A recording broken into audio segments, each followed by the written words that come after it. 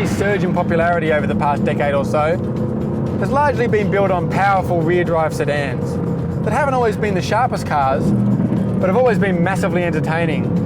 The new GTS, however, is AMG with its serious face on. It'll still do the Larry stuff, but it's much more interested in grip and precision in an attempt to knock off the Porsche 911 as the sports car king.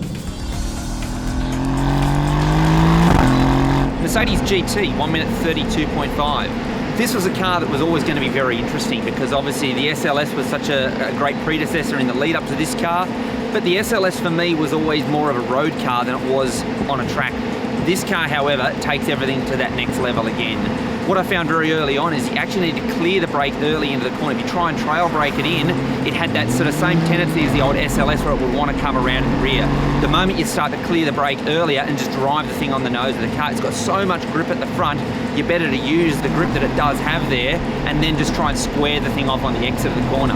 The engine's unbelievable. The brakes, it took a while to get an idea as to how strong the brakes actually are and just how much deeper you can actually go.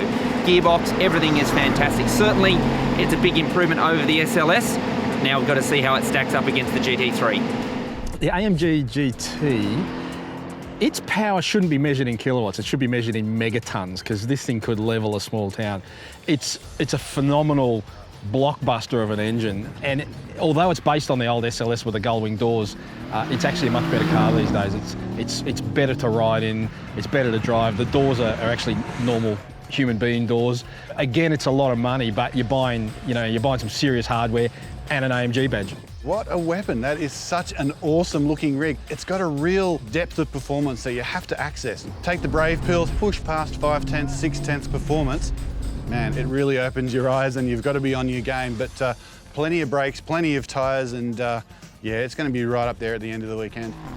I had really big expectations for the AMG GT. From the outset, it looks amazing. I really like the way it looks. And it's fast enough. It's really fast in a straight line, and its chassis is stiff and it's really stable and it sits flat through corners.